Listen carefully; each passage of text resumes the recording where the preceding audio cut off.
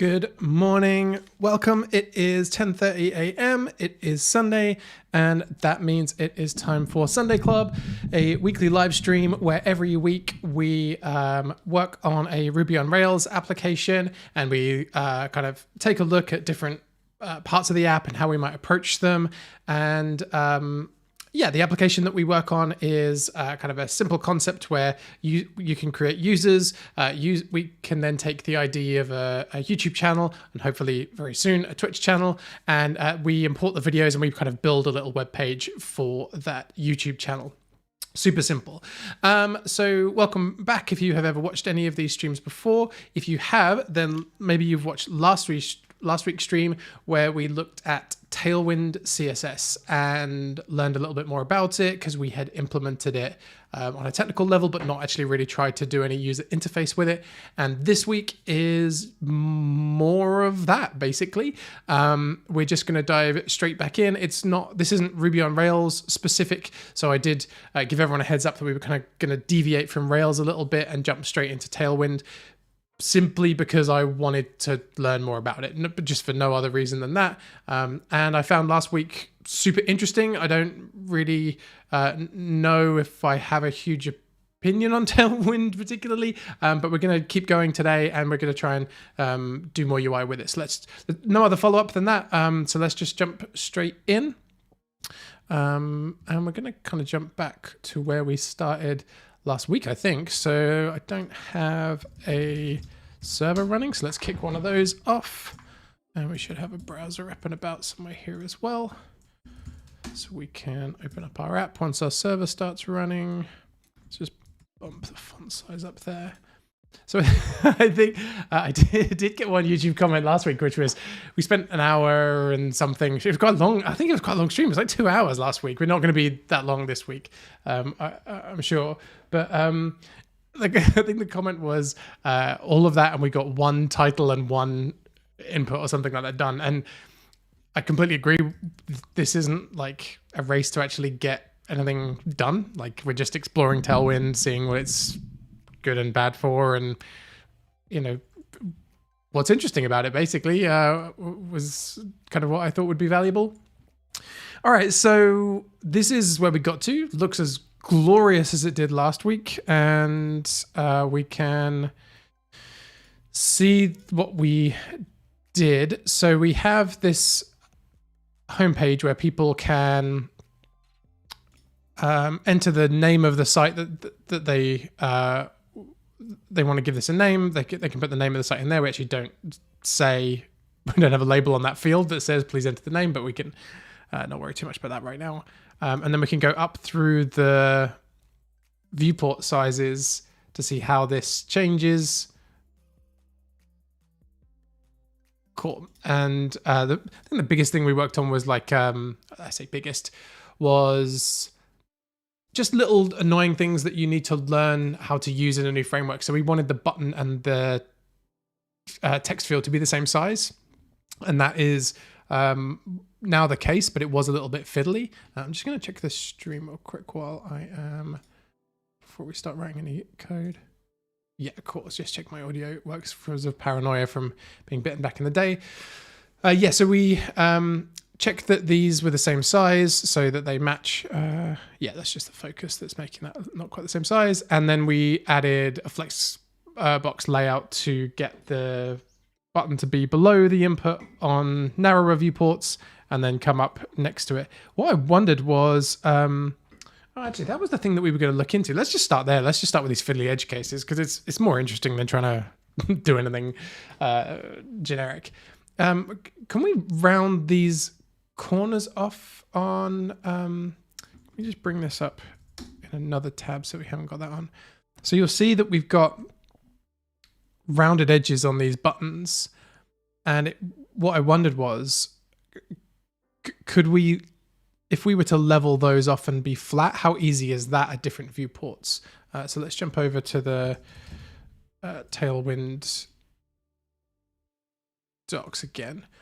So let's take a look at the code that generates this. I'm kind of picking, I know that it probably is frustrating if you're watching this. You'll be like, oh, well, I just want to see how to build, the entire UI. I'm not sure that's that that's that interesting, because I'm not sure it's that transferable. Like the little edge cases are the interesting bits for a framework. Like, like if you followed along last week, you kind of know how to get this working on generic stuff like a flexbox layout and stuff like that. Let's see if we can get these leveled off. So on our code here. Oh, and the other thing that we're going to try and get time to do is, can we get these into like a view component? Because I've already forgotten completely how that works. And that would take us back into Rails land as well. So, right. We've got these.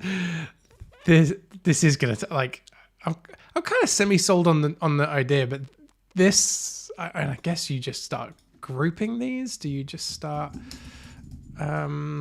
I don't know what you would do in like ERB, where you would start to, where would your indent go to make these more manageable to look at? Or do you just read everything? I used to work with a guy who loved everything horizontal, and you could kind of, I don't know, what's like 90 characters, I think is that's going to go over 90.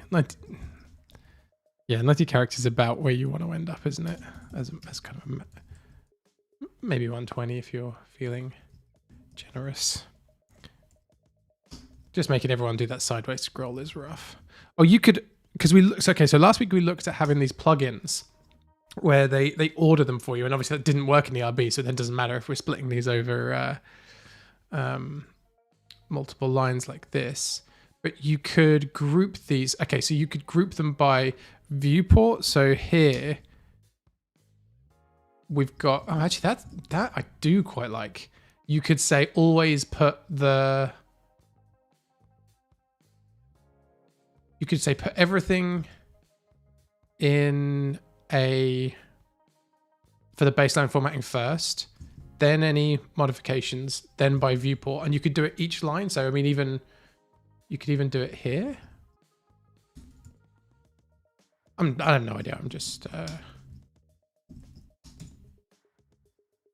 like that. So it would even make the layout of the Tailwind semantic. So you're telling the reader this is how these go. So it's baseline level, or default CSS behavior, then modifications, then per viewport, and then you could have, depending on how many you had, you could then have viewport modifications as well. So like small hover, flex space or whatever. That's I actually quite like that. I wonder if people do that. I'd be interested to know. Oh, so this is the one that was. So this is the one that was getting reordered by the plugin, and I couldn't work out what it was doing, but it didn't seem to meet my mental model. So I would probably do it more like, oh, let's do this and see what that plugin does, because it'll probably freak out, I imagine, or I'll put them all on one line maybe. Because if you're gonna have this many classes in, who cares if it's just longer, right? Like this, it looks messy, but who cares? Oh, okay, it does put it all back on one line, so that plugin doesn't let you do that whatsoever. But it does keep the double spaces, so that's fun. Okay, I think I'm going to turn that plugin off. I'm not sure that that's bringing me the joy in life that I need it to. Let's turn that off.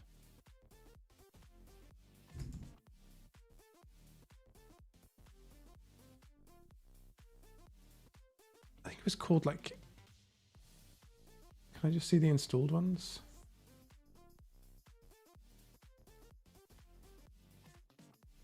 Headwind, an opinionator class. Okay, I want to disable this. Yep, let's disable that. Reload required. Okay, there we go.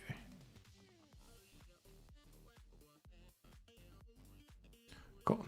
So if I press save, now it won't reorder them. Okay, good.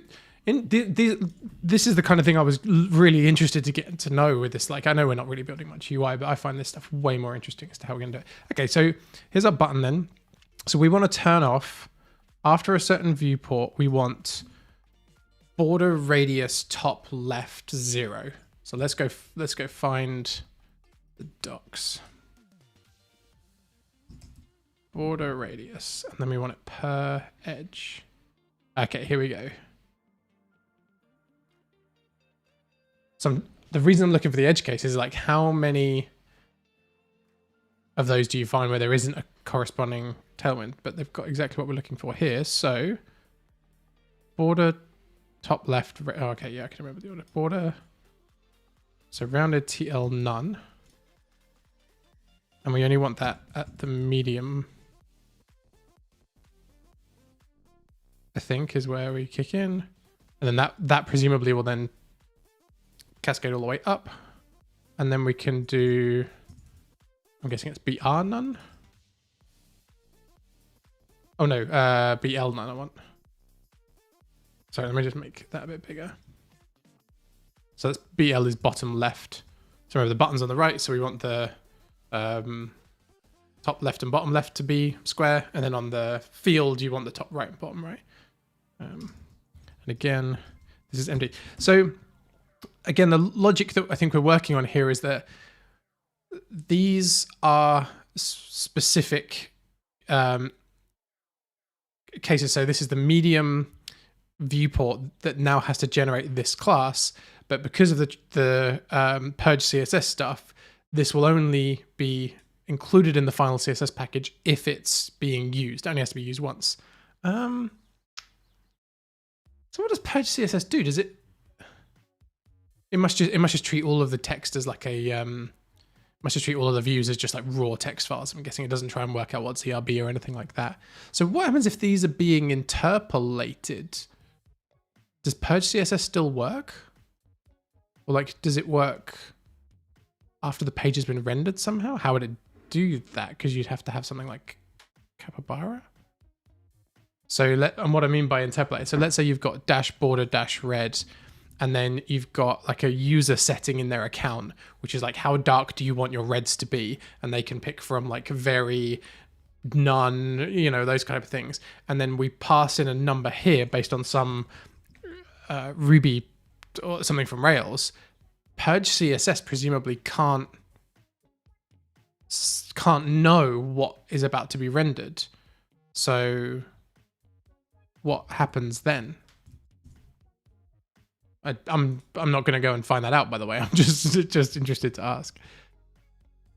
Okay, so I've got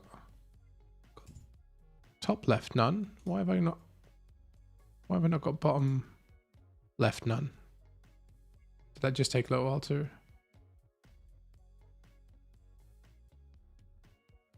TL none. Oh, because I haven't put the space at the end. Oh, okay, fine. Yeah, that's why. Okay, that's another reason why you wouldn't want to. Well, you could just make it part of the. You could put in a little Rubocop or something for those maybe, or some sort of linter. I don't know. And then on this one, we can do the same thing but the other way around. So here, I'm already not liking. Okay, I don't know, you just get used to crap like this, don't you? So that would go there, and then this would then be top right, and this one would be bottom right. Cool, okay, that's nice. And then as we collapse down... Oh, I've done the wrong size because they go rounded there. Sorry about that. That should be SM, I'm guessing. So wait, when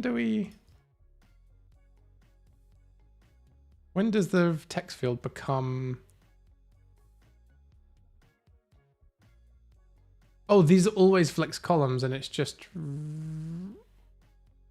Oh, it's small. Okay, sorry. Oh, now I'll have to move. Okay, maybe I found the downside of doing them on their own lines. Okay, I'm gonna keep going with this theory that this might be... Oops. Nice to do. I don't know if that's the case. So that's that one. Remember here, this one's easier. Oops. This right? Yeah, okay. And then if we go to here, okay, lovely. So now we have our nice little, I don't know, like pill-shaped kind of field with button.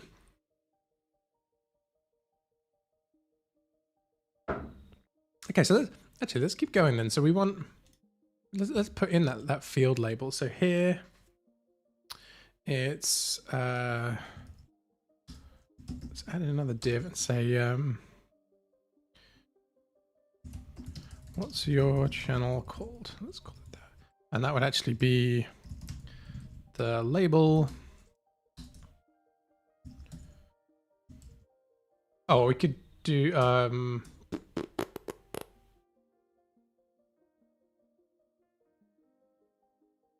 we could actually just do f.label and it would do the for us.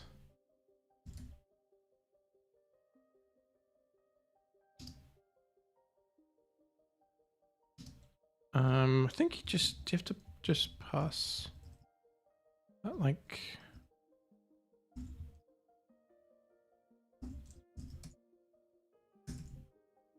that. Just try to remember that syntax, but I'm not sure that's right. Yeah, okay, cool. So that should work on. Yeah, let's turn this on. If I just got one tab open with this little responsive tool. Yeah, so what's your channel called? And then that's because it's flex column. And then as soon as it switches to flex row, it's the wrong way around. So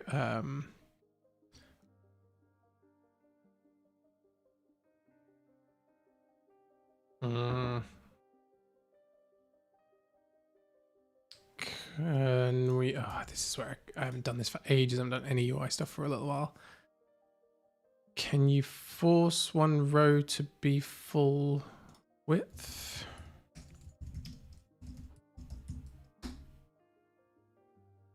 And then, well, we can just test this out here, don't we? You don't need to worry too much about the tailwind of it all.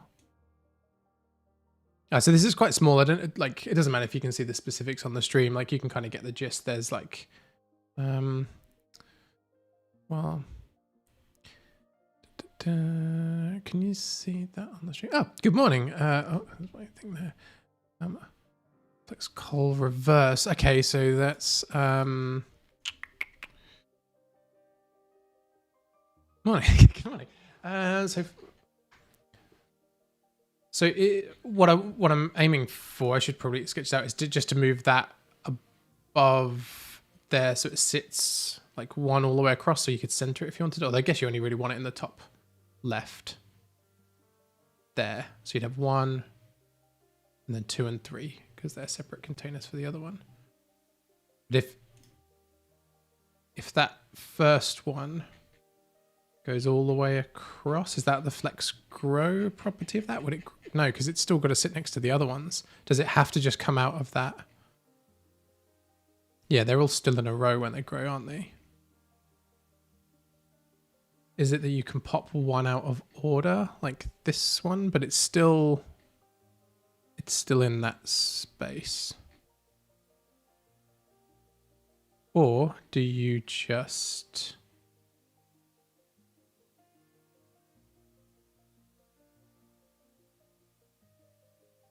I'm just going to search on this page for what was mentioned in the chat, which is flex col reverse, simply because flex col, that's what does flex col do?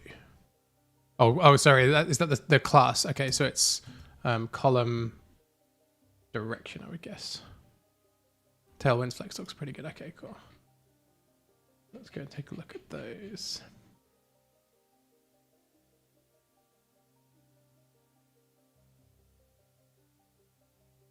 Yeah, so that's the position of those, but we want it to be one above. Does it? Yeah, I'm just wondering, do we actually need to lift? So that one.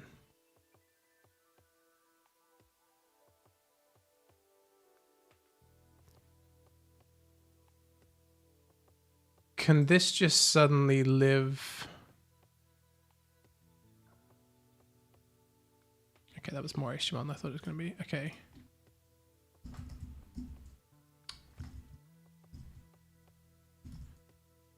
Can that just...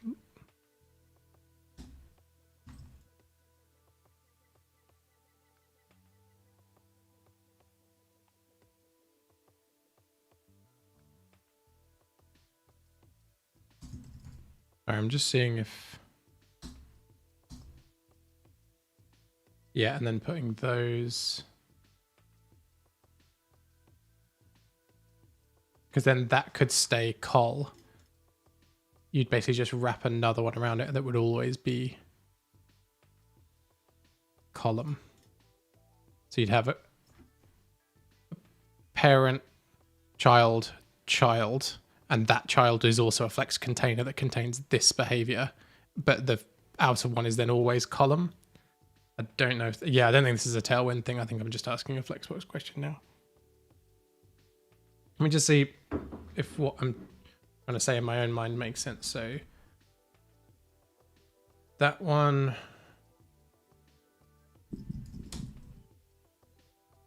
and then this will be interesting to see how much of that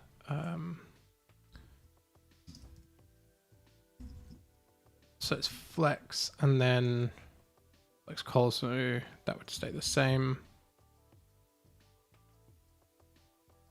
This could lift up, live in here. Everything in here could then get nested by one and go down like that. And that would always stay flex col. This, yeah, that space might move, but let's, is that the right kind of thing, or am I insane? Yeah, okay, so that's not too far off, is it? Great. And then we need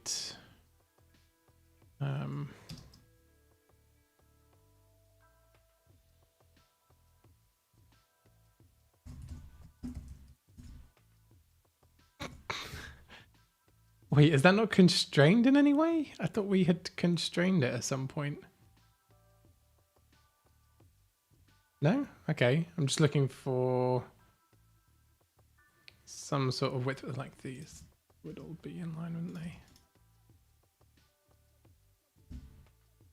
Oh, see, that I quite like. Immediately being able to just do a Command F in the HTML.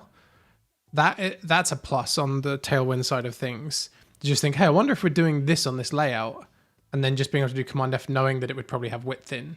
That's pretty handy, because otherwise I would have to jump over to the CSS page and be like, I wonder if we're doing this. Again, that wouldn't work if this was a partial and we were worried about what was wrapping it in another partial, but that would happen anyway because they're just two separate files. Okay, cool. So we didn't... Oh, W dash, is that a width one as well? Okay. Yeah, see, that would become... Okay, so, oh, here we go. So we are doing something here. That would come with experience, I guess, as to knowing what to search for, which I don't have. But the asking the question of what the hell is going on with the layout is all in, at least in one file, theoretically. Okay, that's interesting. So we are constraining the width of the heading, but not of this form. And this width is just auto-generated then? I can't remember any of this from last week. 228, which I'm assuming is just a... Yeah, there's no CSS property on that. I think that's just... what's coming out? So we could...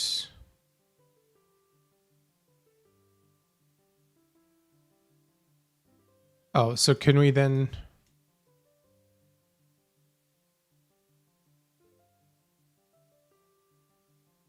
That's then inside this. What happens if we said this was inline flex? There we go. Yep. So then, sorry, let me just clarify. Let me bump this font size up and clarify what was happening there in case anyone cares. Oh, there we go. Oh, that's good. So what we're toggling there is, let me just go back a second and just say what the issue was. So basically this is the layout that I wanted, which is this label will then always appear above the input that it's associated with. Great. But the reason that we couldn't put it in the initial flex container, I think maybe you can. The reason that I'm not sure that you can put it in the initial flex container is because we were moving from column to row, and when we moved to row, it automatically wanted to sit alongside them. So even if you grew the one that the label was in, it would always sit in that row.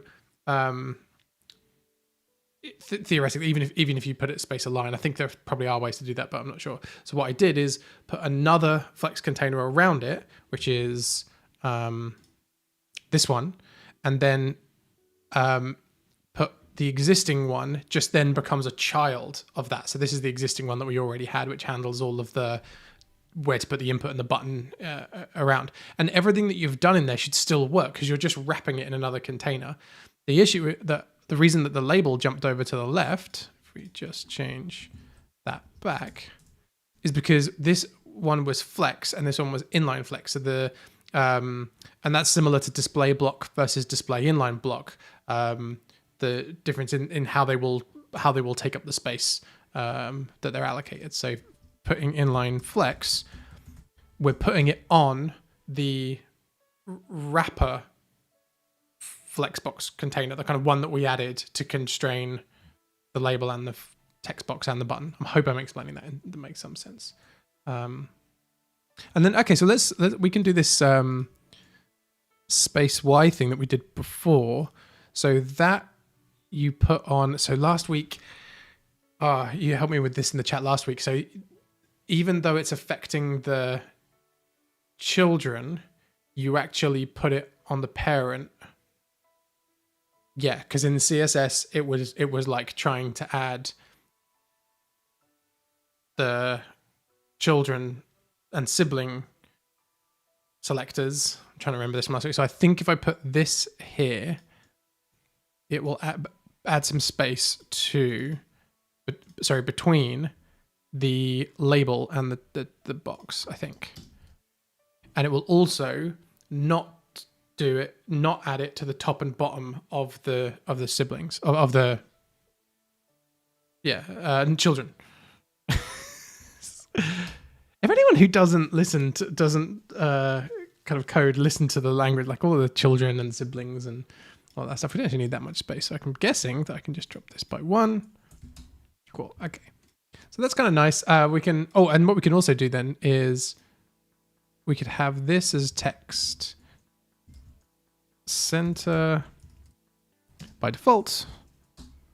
So when it's like this, it's like a nice little light, and then it pops over to the left when it comes there. Okay, great. And I've immediately got to go and do that in our actual code. And lift this one as this whole one as well.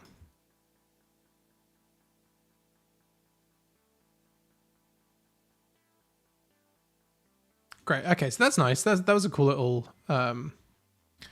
edge case. So to whoever commented last week that we didn't get much UI done, I'm not holding out your hopes for having a huge amount more done. So I hope you're not watching thinking, oh great, we're just going to smash through all of this. But that's pretty cool, right? It's not rocket science or anything. And I'm hoping on the stream it comes through what changes are there. I'm not really zoomed in very much, but I got stung by the zoom last week, so. All right, let's do some stuff. So this was test.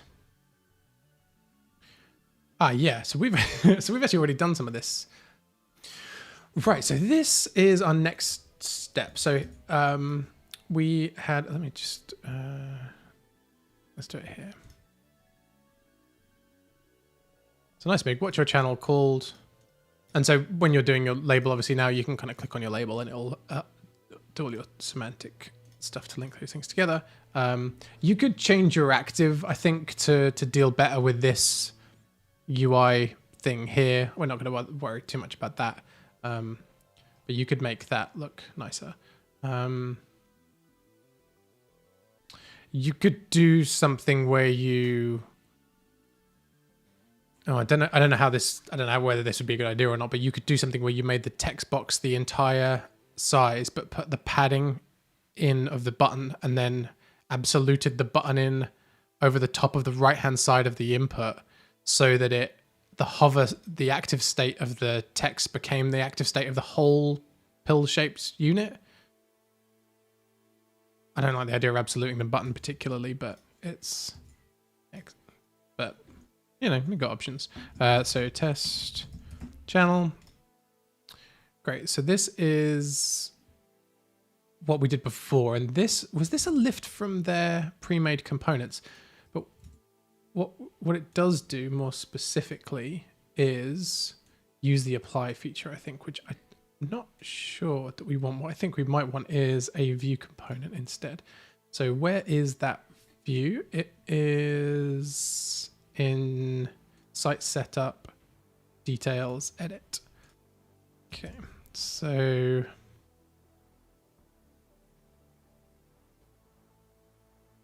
what have we got going on here?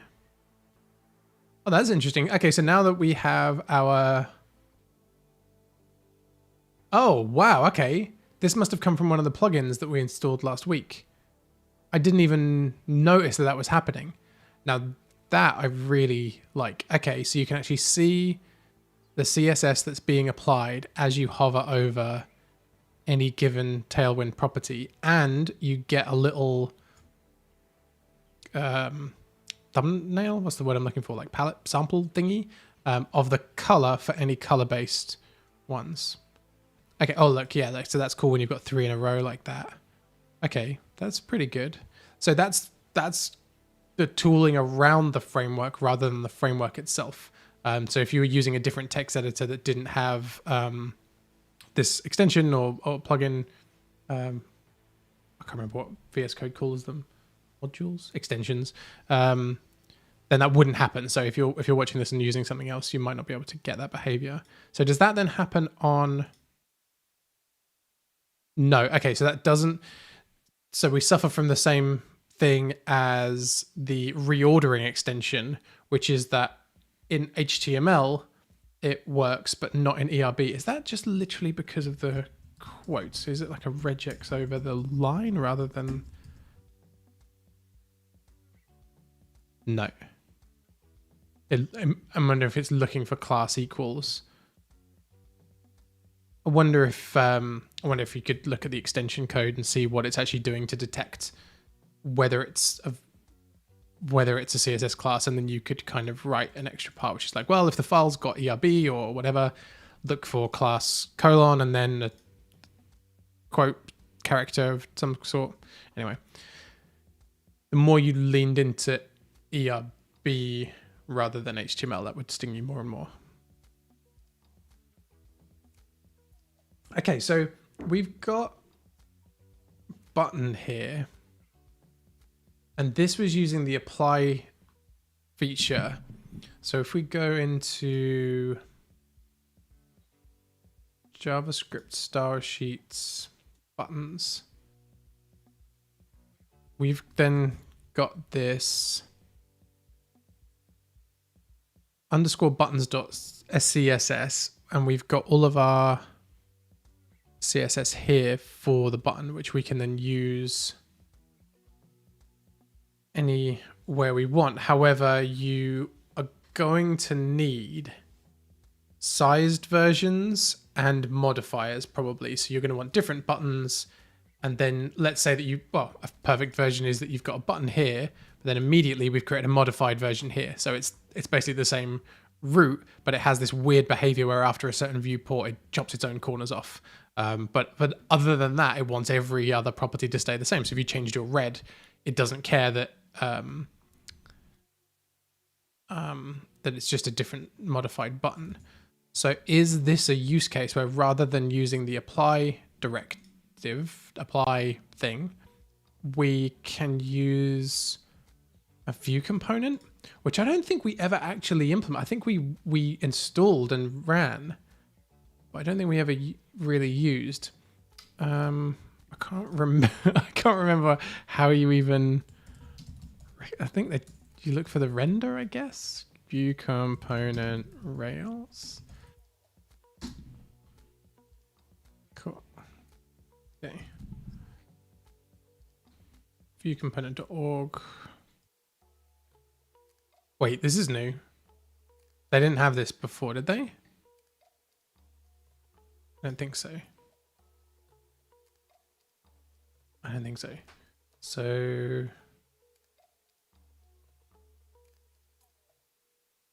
Setup overview. I think we're just looking for.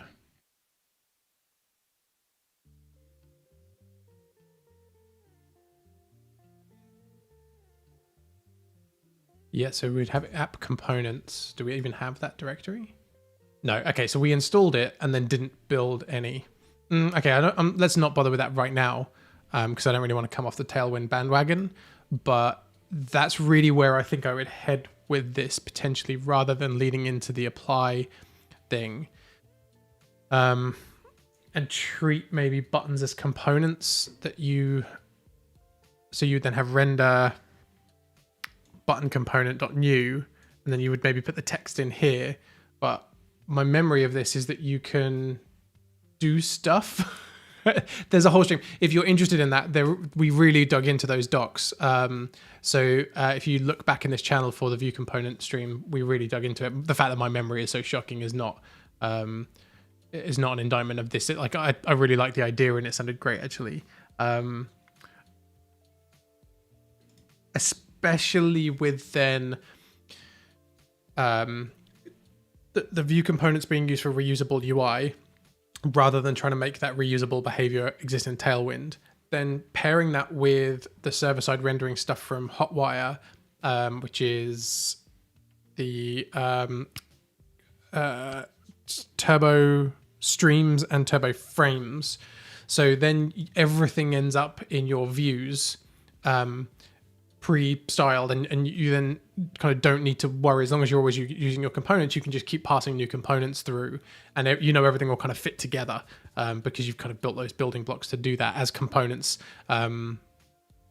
which, having worked in React, you kind of are more comfortable that they work together, and if they don't, you can kind of like recreate those issues. Whereas if you're sending partials over HTML, and you're appending them and prefixing them as you would with turbo frames and turbo streams, I guess, but the CSS is your own, and you haven't been as disciplined as you would like around like keeping everything contained, you could easily see just weird, funky rendering stuff happen. So I really like that idea of use. I guess using Tailwind if you're into that, or certainly if you are going to use your own version, a very disciplined version of your own UI framework, whatever that is, then view component, and then using the view components heavily, and then pushing all of that up in turbo frames and turbo streams. So when you push back, potentially when you push back your HTML over the wire, maybe you're only pushing back like one component, parent component, with whatever it needs passed in, and then you're like, I don't really care. Everything underneath is going to take care of itself because it knows its own logic and handles its own stuff, and also is tested. So that was a really big aside, but it was mainly explaining why I'm not going to dive into making this button work. Okay, so this thing here, I'm hoping that was useful for someone in the future. So this thing here, did we build our own version of that? This idea of this thing getting chopped off, I think we grabbed this. So has this got the... So items in a... Yeah, border R. I think we grabbed that from somewhere. Okay. And we've got this CSS grid thing here. So I'm still fairly new to CSS grid. It's not something I've really used in anger. I think we looked at that on that stream as well, which I have utterly forgotten.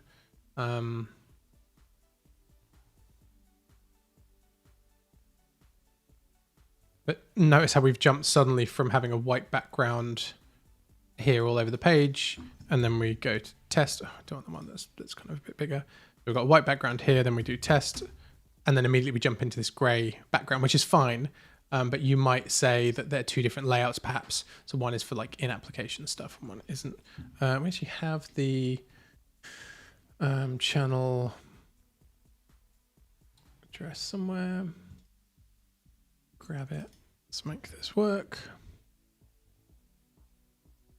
So we can paste that in. this is where the form will go to update the site model. Okay, we don't, that can go.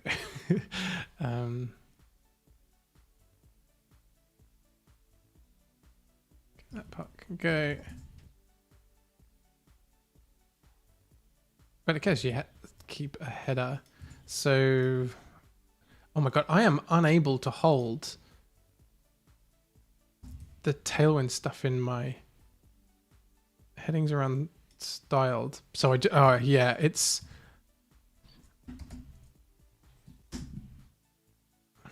so you have these text sizes, but what you don't have is something telling you the semantic one to use. So like this is, right, and this is where the component would come in. Okay, so let's take this as an example. Sorry, I know this is probably unstructured, but we've got a white thing here, white kind of section. I don't know, every site calls these things something different, panel, whatever you want to call it. And you would want, every time you use this UI, I'll zoom in a bit, although I'm going to get stung by that later. Every time you use this UI, you would want the heading here to always be of the same size. So immediately my brain went to, right, what's the CSS class that we always use at the top of those things? But in Tailwind land, that is like large 4 or whatever. They're like, it's not, you know, panel dash heading or whatever the hell it is. And so immediately my brain then leapt to the next question, which is, okay, well, how do I make sure that's consistent next time we move to the next step, which is asking them about the user account. And the answer to that would be make this a component, like make this section a component in whatever, React, who cares? But for us, it could be view component where we then, that decision is made because the view component always renders it with text.lg, whatever. Okay, so maybe we do end up,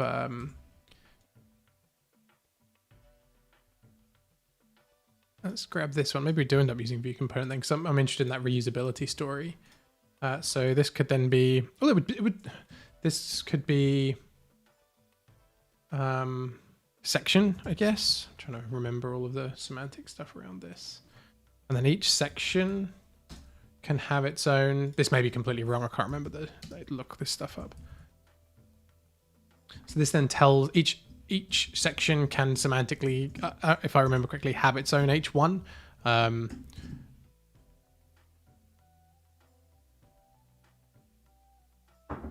And then this, tell us about your channel.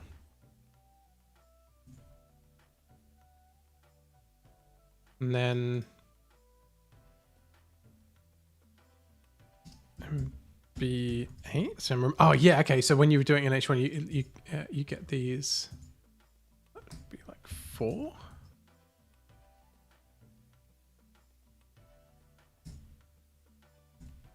Oh, you have to start again. Yeah, okay. MB. Wait, why am I not getting autocomplete anymore? Oh, you have to do MB4. And then what's the one that's not large? Oh, that autocomplete only kicks in sometimes. What did I have then? Large. I think it must be Excel then. Great. Okay, so you. And I know we could change the defaults, but Excel's not very big on my default sizes. So if I do that, it does. So it knows that that's a class because it shows me the right hover.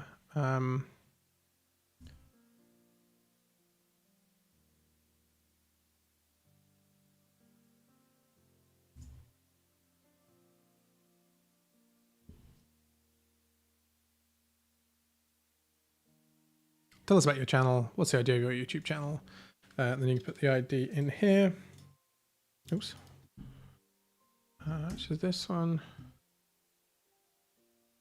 Great, okay. And then over here, we could then use the same view component. And this is a pre-made devise one. Okay, right, that can be our little mission, I think. Let's try and use view component, because then this will be a Rails live stream as it says on the tin. And also we will dip into devise stuff. and it'll be all good, and we can see what's reusable. Right, let's try and remember if I bothered to is this using a devise partial, or is it just using the one from, did I just copy and paste something over or something? So this is site setup users new. Right, add your user data. No, it's not using a devise partial, and the reason for that is something that I can't remember. But there was a reason for it. I think it might be that we're also not, oh, yeah, it's probably that we're not using the URL to create the devise built-in URL to create users either. I think we're doing a custom thing. And I can't remember why we're doing that either, but you can go back and look at those streams in this channel if you would like to. Great, so let's make a component. Let's try and tie some of this stuff together because that's gonna be exciting. So what view component? Read all of these docs, literally made an entire stream doing nothing but reading the docs. No, none of it stuck in my brain. Just sorry. We're gonna go and learn probably from scratch. Okay, so app/components. Let's build that first. Let's start there. I remember the gist. How much more do you need than the gist? Example component. Okay. We're gonna have panel component. I think that's what Bootstrap used to call them, and I miss Bootstrap for sentimental reasons. I don't really miss it that much. It was... Oh, they're ERB files. They're ERB files? Okay, I really don't remember this. I think I would find this live stream incredibly frustrating to watch. So respect to anyone who has ever watched any of these ones, because I find it frustrating being me and not remember any of this stuff. So like, shut up. If we don't care, I don't care that you can't remember it. I can just go back and watch those other streams. Yeah. Okay, so right, one of those things that's available to that is an instance variable called title, and the other one is called content. Content passed to a view component as a block is captured and assigned to the content accessor, rendered in a view as this. Right, okay. Whereas anything passed in to the instantiator was then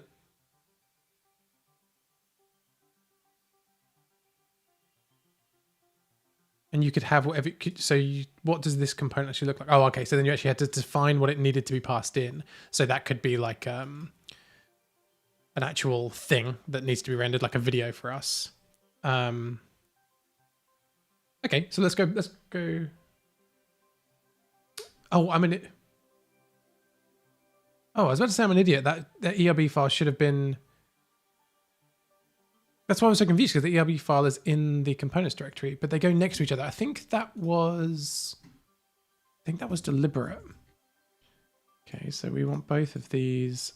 Just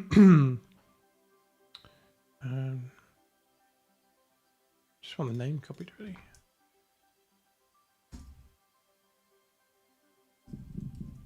So then we're going to make an RB file, same name. And let's just, let's steal the dummy. Again, we've done this and made something more complicated, but we don't really care about that right now. We just want this to seem to spit stuff out. Oops. So we've got our panel component here, that there, and then somewhere on our page here, we can render it out.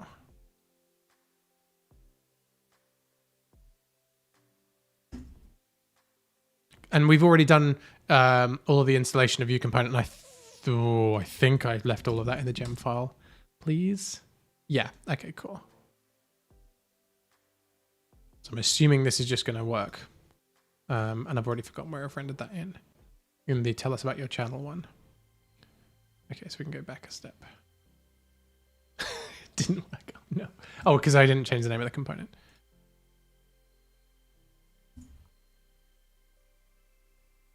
That's not why it didn't work. Okay, cool.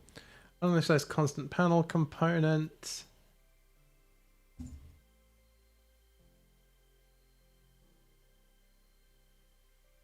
Panel component.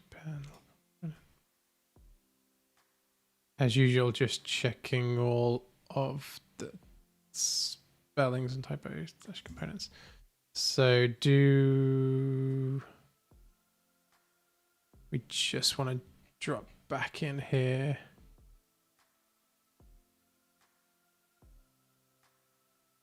And check that there's nothing on the installation side that we probably turned off.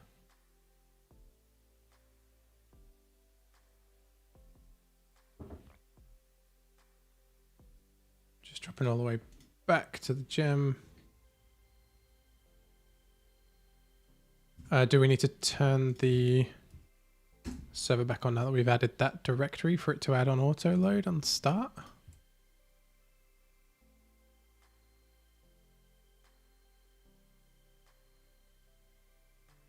Great. So why did I need to do that? So we had added this directory in here in /components, and then the server wasn't then going through and looking for new components in there. So I think we said on a few of the last streams, if in doubt, restart the server. And that has proved once again to be a totally valid professional approach to your job, which is absolutely fine. It's fine by me. Great. Okay, so we've now got our panel and we're passing in our title here, my title, and then it says hello world. So if we hover over this thing here, it should say my title. My title, cool. Which is a little bit small, but don't worry about that. I'm not worried too much about the specifics of it. What we do now care about is that we have this cool thing, and we actually don't need anything to be passed in, I don't think. I think we're just going to use this as a visual thing. So I have no idea what the best practice for view component is for doing visual stuff, or if it's even a good idea, but we're doing it. So this can come into the component. And all we care about is the view. So we're not passing title in anymore, so we don't care about that.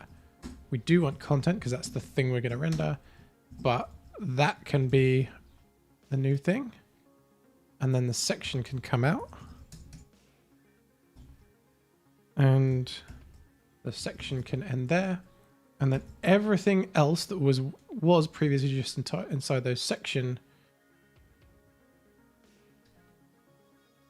those section tags can now go inside the render.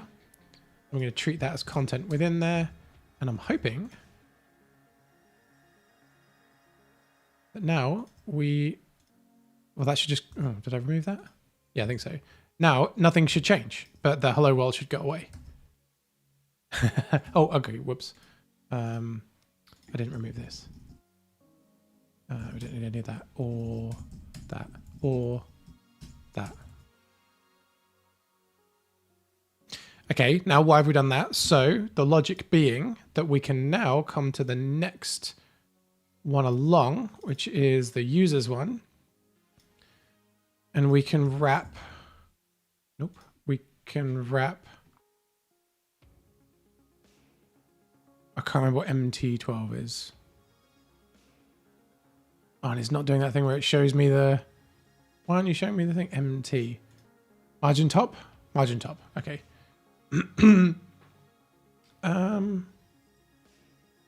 Okay, yeah, let's do that. Sorry. Check that there. Let's leave that there and we'll come back to the heading. Bring all of that in, and then we just want to render the end, oops, and close the thing here. So now the users one, this is still a bit small, sorry. Oh, sorry. Yeah, sorry. Thank you. I kind of my brain kicked in eventually. We can add in our channel, click through, boom. So we have our panel. Now I think this sucks because I think the component is doing styling outside of its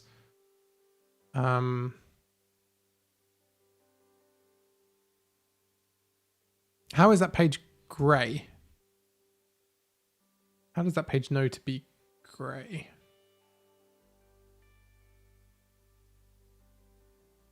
I'm just checking. So I'm just checking that. Oh, okay. It's actually on the body. Wait, why isn't that happening on the homepage then?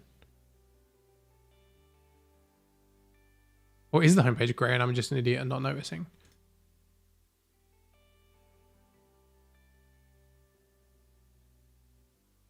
Okay, the homepage is grey as well. And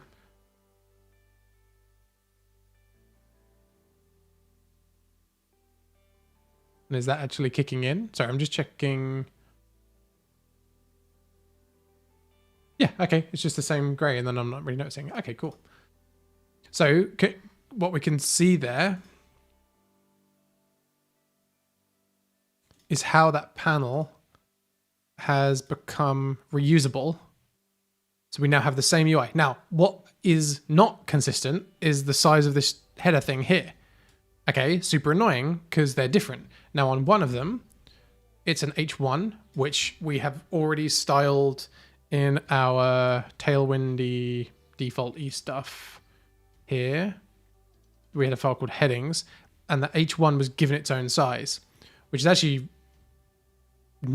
Now we can start to see the downside of that, because semantically we want that to be an H1 because it is the main header of our section, but we probably don't really care about the default site-wide H1 styling. So this got us somewhere. I would probably now strip that out if we're going to lean into the componenterizing of everything with view component, because I want it to be an H1 and live and play by its own rules, man, not be told what to do by the rest of the site. So we can then say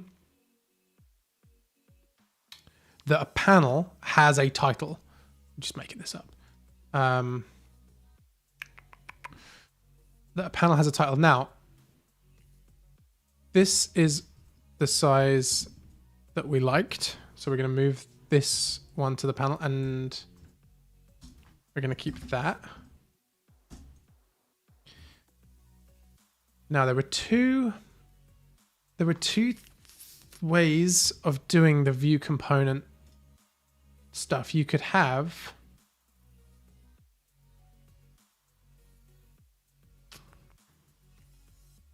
I'm gonna have to refresh my memory on all this.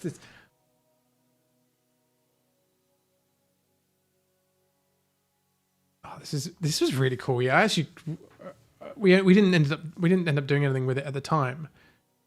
But I'm really into this idea. And I think this is where Tailwind, for me, then really starts to make a lot of sense, because thinking of them in terms of components rather than in terms of partials, which is essentially what components are, the view component ones, I mean, sort of, you're as long as your CSS purge stuff works and you're not having to generate more CSS than you actually use, which I think is the crux, like the key issue, because otherwise you'd have to do every size for every color for every CSS thing, so you could have massive CSS files. As long as that works with alongside everything else, if you didn't use Tailwind, you would have to say, right, well, this is my component, and my component is going to have an equivalent Sass file or styling file, I guess, whatever you're using. Or at least your naming convention would have to match. So even if you did have one giant Sass file or you were doing something else, you would want, like we talked about the BEM syntax last time, you would need, in my mind, you would want something to match there, because you'd always be saying, well, I'm working on this like panel component. I need to know what styles it, but that contains 10 other types of components. And I don't want my panel CSS polluting the rest of the child components. And everything I'm saying here is kind of specific to this style of app that we're working on, because in another life, I work with CSS modules, which is part of like when your JavaScript, when Webpacker is building your UI, you can have your CSS file in line with your I suppose you could do that. I suppose you could do that here. You could.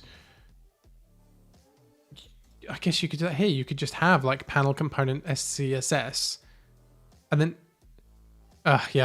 what those CSS modules do is they rename your all of the styles that you define in the CSS module are automatically applied only to that component. And in React, I've only used it in React, but all of that name generation happens automatically. So they're scoped. And they can't pollute anything else. They're scoped. But what Tailwind is doing, I guess, is doing that, but on a global level. So you then don't need to generate. In CSS modules, that like when it generates that the actual output CSS, I think it only does that on a per page basis. So yeah, I guess on Tailwind you really need that purge to work. Or just do it yourself and be very disciplined about making sure that your components have the right CSS. I have no idea if this is potentially useful for anyone. It's really helping me think through like how I would approach a large UI with these tools. I don't have a large UI to build with these tools right now, but I'd be excited to have one, to give it a stab, because this is kind of all coming together. We've kind of approached all these things individually. Now, let's get back to what I was trying to ask, which is, we now have two things that we want in the panel, the title and the content, or the H1 and the content, I guess. Now we saw in this example that we could pass through the title here, but that's fine. But I think there was also an example where you could pass through more than one bit of content. So you had multiple blocks. I think Slots starts to solve that, but I think maybe that's too complex. Is there not just like an additional like content for style? I'm just going to skip through this really quickly because I'm interested in answering this question. I'll bump the font size up a little bit.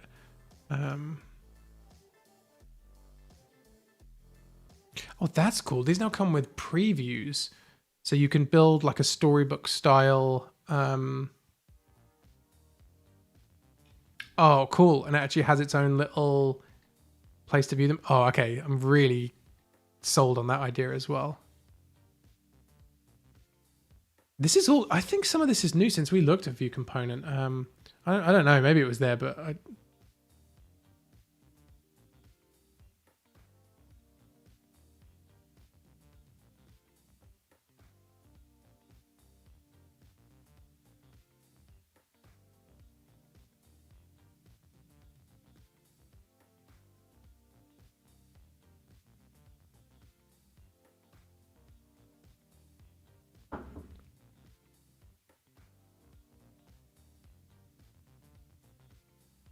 sorry, I'm just reading through these.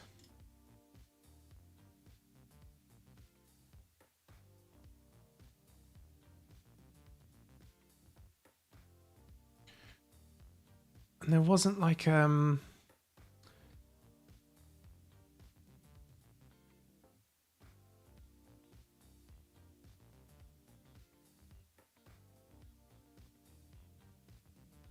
yeah, I'm supposing like where I'm trying to get to is there like, what's the API that I'm trying to aim for? So this would be like, I guess this would be like title. And then when you're generating this would be new and then in default here, but then you could do this as like, oh no, it would be here, wouldn't it?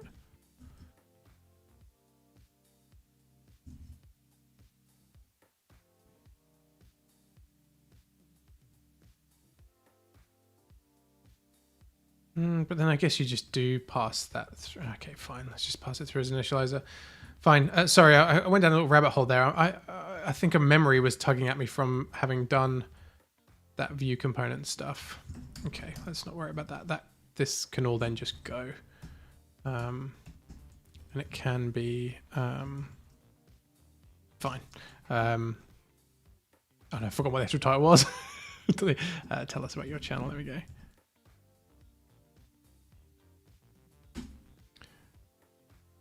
Cool. Okay, so then that one can be tell us about your channel, which means that on this one it would be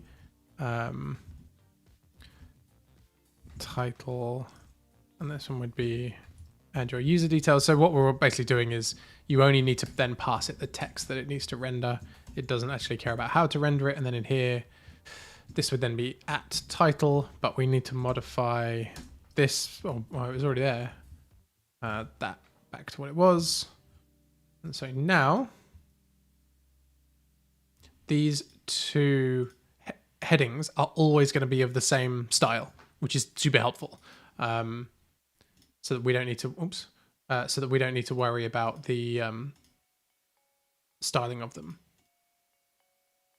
Cool.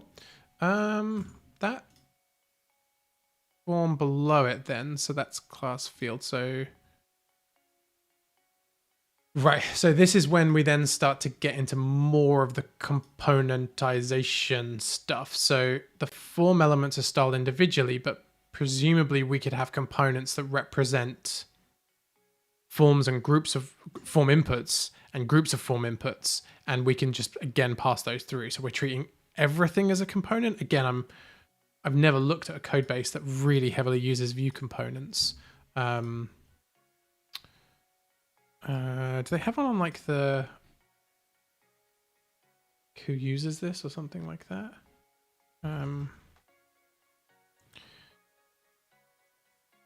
Sites using Rails view component. I have no idea if this is going to come back with anything. I was just components, something like.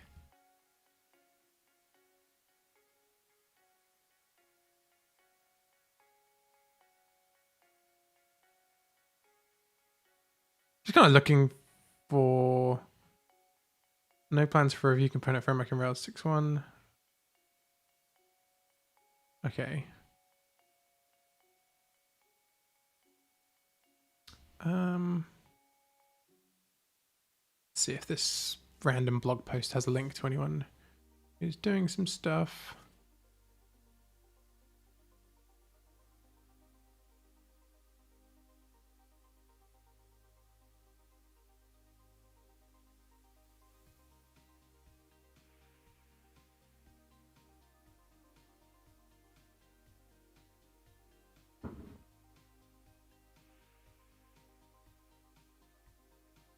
Okay, so this is people just talking about the idea in general.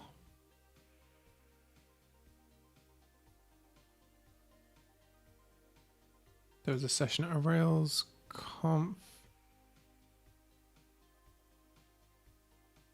Okay, so what I'm looking for is how granular these goes. I think the whole idea is that GitHub uses them, but presumably their stuff isn't. So here's a demo one. I think this is from the author. So let's see what it actually looks like in his components directory. Box component. Oh, this really is just a badge component. Issues badge component. This really is just a little demo. But I'm guessing there's no. What I'm wondering is there like a performance penalty for going really, really granular? I think the idea of that they were more performant than partials, but I can't imagine so.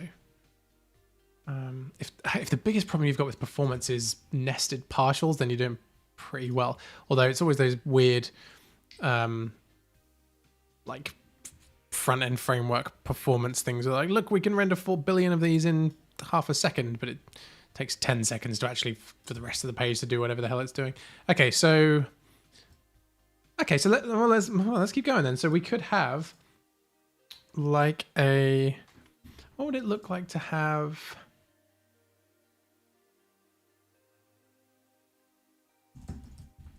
Like this. Again, I'm just kind of feeling my way here.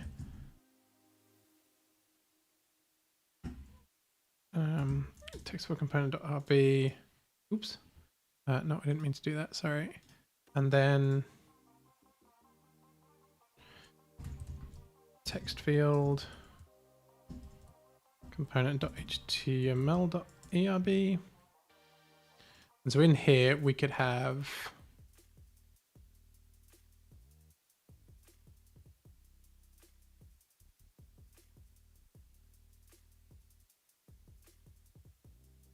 I guess all of this stuff. But what would we have? Like f dot text field and assume that we're always passing in a form object from Rails.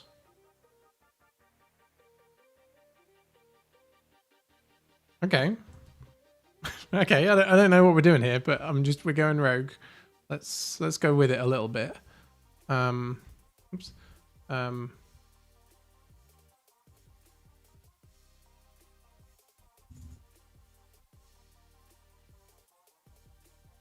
Let's kind of keep this weird thing we've got going on here. So this handles like the focus styling, the fact that it's rounded, the border color, I guess. But it assumes that there is a form object and it then needs this. So you wouldn't want either of these things. So this thing would then be, so you would have like field name, and then that would presumably need to be a symbol. Although I think if you pass it as a string, it would work. So I think maybe that would work. And then you'd need to pass it wherever the hell f is, I guess. I have no idea if this is how this is done, by the way. I'm just really totally making this up. Well, I know also said that we were going to start with Tailwind and not do any Rails stuff, but hey, we're back where we started. So then let's see if we can get this working. This is just, we might be way off the fairway here. Form inputs.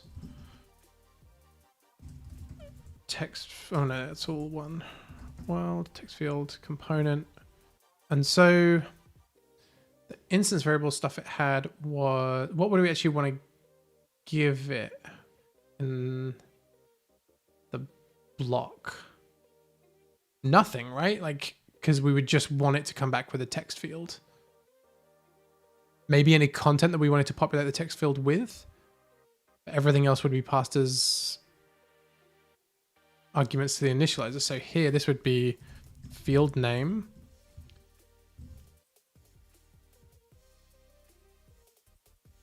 And then this one would be the form.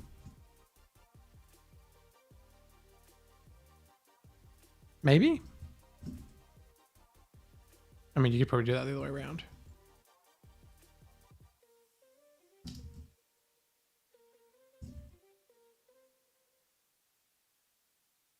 I wonder if this is... this feels quite right, but I guess we'll kind of see where we're going with this. So wait, which way around was it before? Which one's the instance variable in here? So title is... So these are now both instance variables of this component. Void. Okay, so we can remove our panel component from this because we're not doing anything there. So here, can I now just do this, this,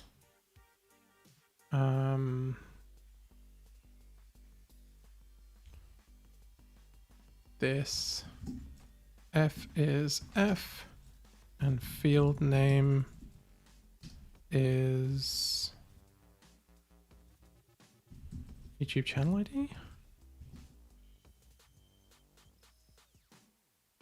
Okay, and then let's that, and we don't need to block because we're not passing it one. I wonder if that even vaguely works.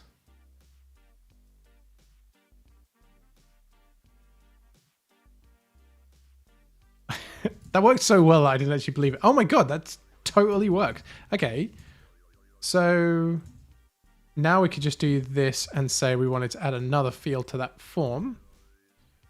Down here. Call span 3, yeah, I guess we could do that. And we could say field name something. Okay. I'm into it. So then this is now... I wonder if there are, like, is there any performance issues with that? Because we're passing a whole form as an instance variable to every UI thing. I really want to benchmark that maybe, or do something to work out if that's a good idea. Feels good though. Like this feels like, yeah, like, so then you could have, there was a talk of like variants here in the view component stuff.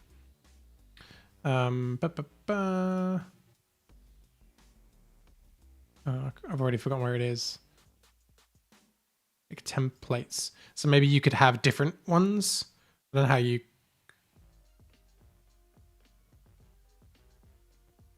If you can render without a template file by color.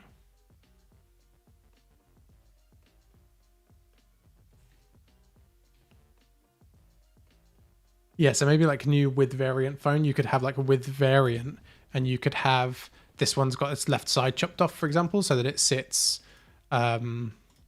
alongside this thing, and that could be a variant, but your default one doesn't. Like we don't need that to happen on our default text component.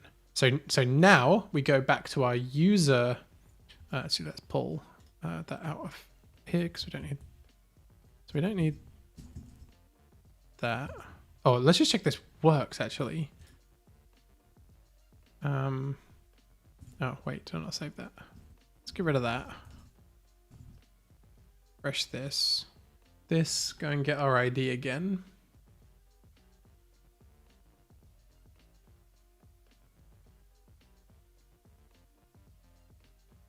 Sorry about this. Just got to go and grab the thing we need.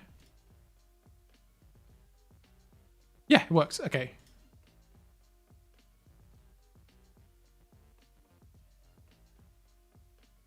So we could have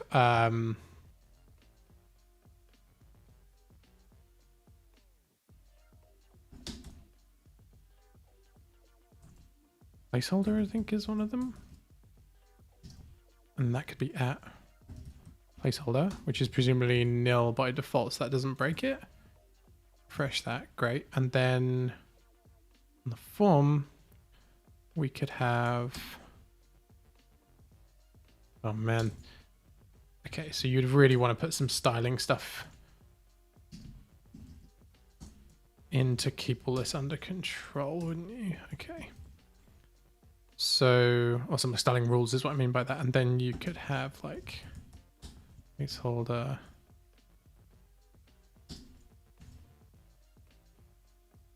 Great. Okay, and then you've got to remember to do that, which is fine because it just keeps your API for your component in line. And then you've got to set these. And I remember there being a better way to do some of those. That was more flexible than I remember. So that's just a thing. Which looks ridiculous because that's the same. You wouldn't have that, but that's fine. You get the gist. And so let's keep that feature, but remove that the one from there. So then we can grab this out. Then we can go to our users form and say, right, we don't need this. That can just be email. But we want autofocus true. Okay, so we can... no, this one is email field. Okay, cool. So we would need another... That just changes the type, I think. It doesn't... That will still work. I think it's got the same name. So let's just comment that one out. And see if it does still work. I think it just changes the field, the actual input type that's generated out. So submit this.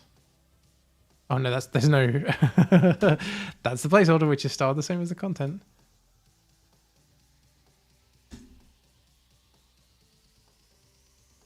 Placeholder, missing keyword placeholder.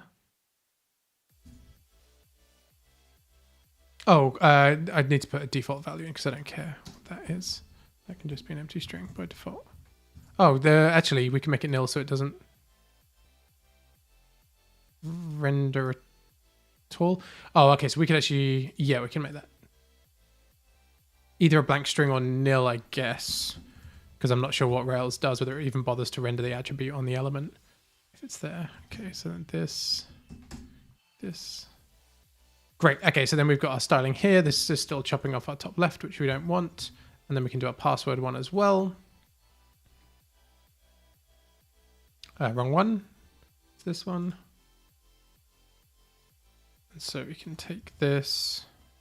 Again, this is a password field, which is what we would actually want. We would make another component, which is how we wouldn't then bother needing to overload. Well, let's do password field because that one feels important. So in form inputs, we could just copy and paste that one.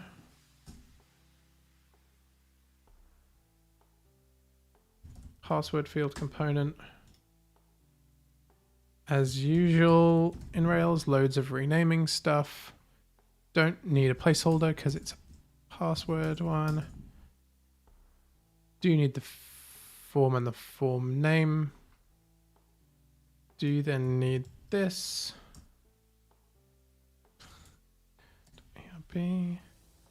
This is all just setup stuff. Like you only need, there's only a limited number of form fields you actually need in your ecosystem. So password field component, that one would then get swapped out for, I think I've already lost it. What was it? Just password field?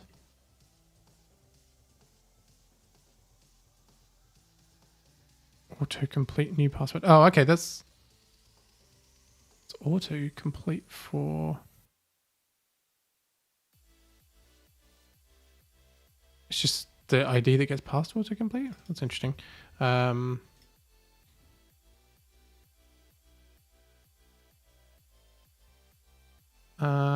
already lost where I was. My template thing here. So that is then this. That's all gone. Don't care about that. This can go. And on this one, we then don't need the rounded none. And that can just be rounded MD because that one, the R was just doing the right-hand side. I guess we can do the same on the text field and break the other one rather than we can make the variant rather than making that the default. So now, nope, because I haven't actually implemented it on the thing here. So now we can take this out. So I haven't actually done any of the labels in here, but that could live inside. That could either be a variant maybe. Don't really know how those variants work, but that could also be a separate component. Or you could have a component that nests the other two components and be super flexible. So I'm just going to take that. I don't really care about the autocomplete for now. I'm pretty sure the field name was password, but let's just check. Yeah. Okay. Great. And we haven't got a button component. So this is what we said we were going to do earlier, but didn't. So you could have a submit because the I guess f.submit from Rails generates a button attribute. So maybe you would want those as different components. You could have a button component and a submit component in case you needed them to behave differently, perhaps. Like maybe you always want f.submit to have behavior that button doesn't by default. So maybe you could do either of those.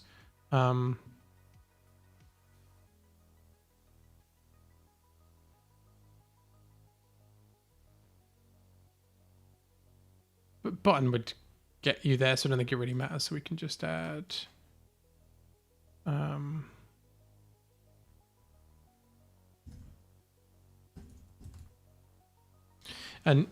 maybe you would make it a submit because you'd want to do, this is an interesting case because you'd want to do what like Bootstrap, and I guess Tailwind probably does it as well, is where you actually want a text link that looks like a button rather than an actual button element. And you would need your components to know the difference. So even if you you could maybe keep them all in button component, or you could have one called like link button or button link or something like that and have them as two separate ones. But this isn't unique to Tailwind or to Vue components. That's just like the normal stuff you're going to bump into when you do like a component library like this. Button component.html.emb. And so, I guess on this one you're passing in. You don't need to pass in the field if you just put in the button, do you?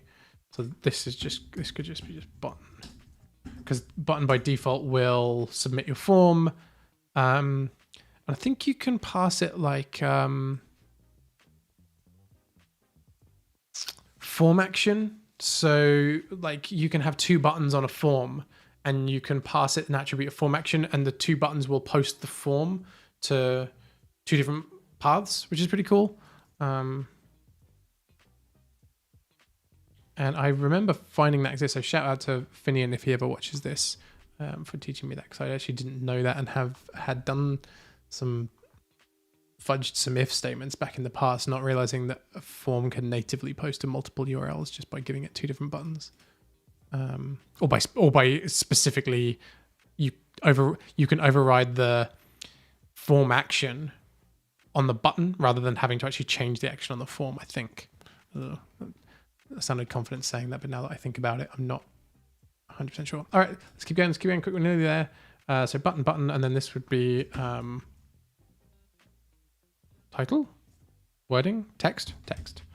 And then in here, do loads of copying and pasting. Button component, text.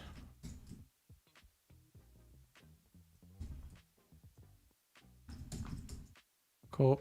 And I think that will work. Oh, but then we want our styling stuff from earlier, right? So we don't want BTM. We don't want our apply thing that we mentioned earlier.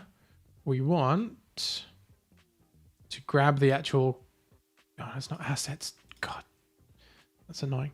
We want this thing, and then we want all of this stuff, so that we don't have to use that. And then we can do class.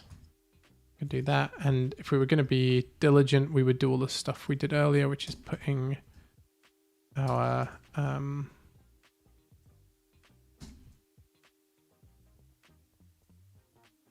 put all our default stuff on the first line, plural, then our modifiers, then our viewport sizes.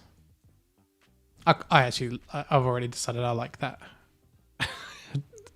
So that's how I would do it. And then in our form, get back to our form. We don't need f.submit, I don't think. I think we can just say we want to render our button component, and it needs the text, and the text can be sign up.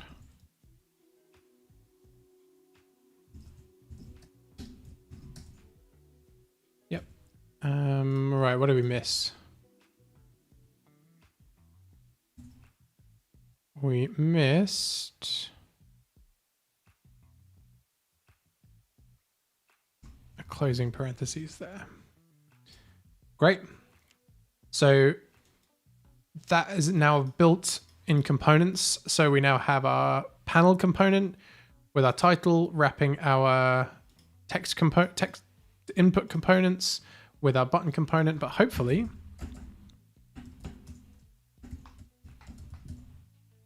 don't know what's going on there. It already works. Your user account has been created, and for some reason it just says YouTube for 6 times. What's happening there? That's some demo code that I put in. That's obviously looping over something that I don't know. I don't even know what view that is. I have no idea what that's doing. That doesn't matter. That's we're not there yet. Look how cool this is. Look what we've built. Look at what we've built in such a short period of time. Like, we started the episode with just the homepage, and I was joking about what the comment was we got on last week's stream about like how little we built. What we've built this episode by bringing view component in alongside our Tailwind is now we've built stuff that lasts. So rather than having to just mess around with like, oh no, how big are we going to make this header on the homepage and whatever. Panel here, panel on the next page. Great. Want to do another step in this journey? Already built basically the UI. Like, we just slap another panel in, put the forms in, whatever. So let's say that we could have a component that was a what do you get in forms? Like you get your legend, and then you get your form. Oh, it's not field group, is it? Something HTML form field group. It's form field set. Field set. So you could have a field set component that handled like the space between stuff. So and then you could have a label component as well. So remember, you're now just building your building blocks out of view components with your Tailwind styles, so that you never then need to worry about what the Tailwind styles are, because you're only ever actually using the view components and building modifiers there. And Tailwind is holding all of your consistency. Now, all of this is contingent on the purge. I feel like all of this is contingent on checking that the purge CSS is still accurately producing small output CSS, like the actual thing that comes out the other end, which you'd have to test. I have no idea. I've just made a bunch of crap here. I don't know if any of this is even going to work. Well, it works, but whatever. But as long as that worked, and you could do something where you put that in your CI, I guess, and said,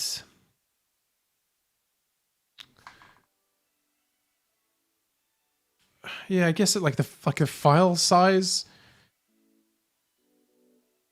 could be something you checked, I guess. Because your issue would be is if you added something and then Tailwind wasn't sure how to purge it, and then I'm guessing its default is to just produce all variants then. I don't know, maybe its default is to go the other way and say, fine, don't render anything, in which case it will just look broken, so that'd be an easy spot. It's a harder spot if everything looks right, but behind the scenes you've suddenly generated an extra, I don't know, kilobytes worth of, lots of kilobytes worth of CSS, and you're now sending over the wire for one CSS class that it couldn't quite work out. Or, like we said earlier, like the Rails interpolation version, especially if you were maybe making, let's say you were making action view components, and you wanted variants of those, and so then you started doing interpolation on like, which Tailwind class to use. How does it know then to only include the ones that end up getting used? Blah, blah, blah. Anyway, that's all going around in circles. Okay. That's pretty great. I'm so into this. I might just keep going next week. But what we'll do is we'll instead of saying we're working on Tailwind, we'll say we're working more on view component. So that way we can stay in the UI world, but still feel like we've gone back to our Rails roots. Because what would be cool is, so we were signed in a minute ago. So this, we've made site 46. So let's just jump over to the console.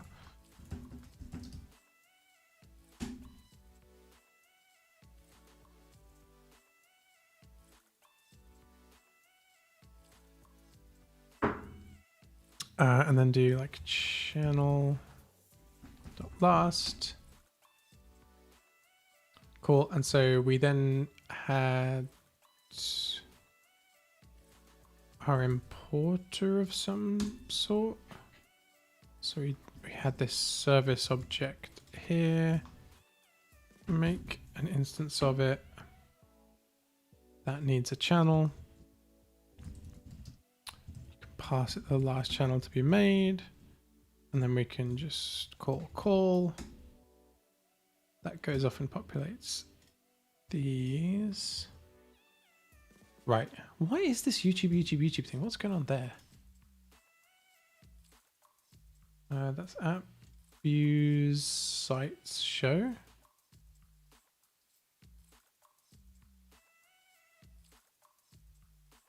Oh, it's how many channels does this site have?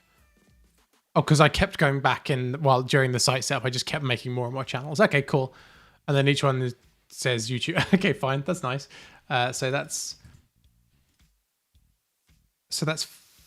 for each channel, render each video. Okay, and that's what the site does. And then when you go to the channel, it just does the ones for that video. So this is then channel.last.id is 32. So this could then be channels 32. Great. Okay. And then we can start we can then make these view components. And then what we can do is, if we're in here and we're logged in, we can start putting our view components into our turbo frames behavior, which isn't working. Oh no, that's edit channel. I don't think that did it. That's when we were then doing control panel. We can spell panel. Use the word panel a lot today. Channels 32. Yeah, and then here we're then editing these. So this is all of this stuff happened in previous previous streams if you're interested in looking at that. So this is using turbo frames, but what we could now do is start style them and introduce the view components here so that we could then see how easy that is. So that one is using turbo frames, and then the one here for subscribe is, yeah, nailed that UI, is using the turbo streams and is making two things happen. That one and that one are happening by turbo stream. So we could, again, make view components for those and see what it's like sending those over the wire. So next week, view component stuff, but more UI basically, because this was actually pretty fun and good.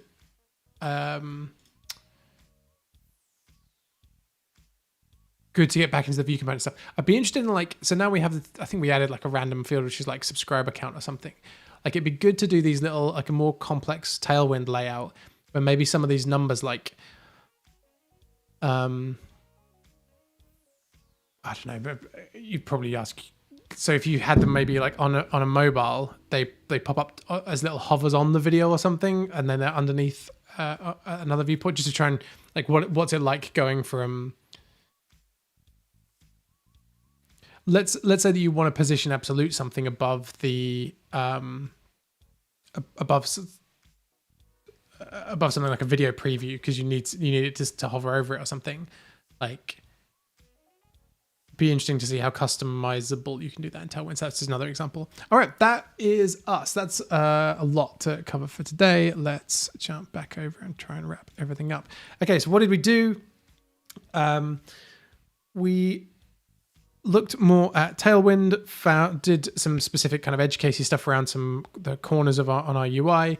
We then started working with view component in an attempt to see how we can make reusable elements within our Rails code base and individual components, so that we don't then need to worry every time we want to make a button or a text field or a panel or anything like that. We don't then have to remember to go and get all those CSS classes. The thing that is reused is the component, and that happens to include the Tailwind classes. Therefore, we never need to think about the classes unless we're changing something. And it also should maintain that everything is then independent of each other as we send components over the wire with something like turbo frames.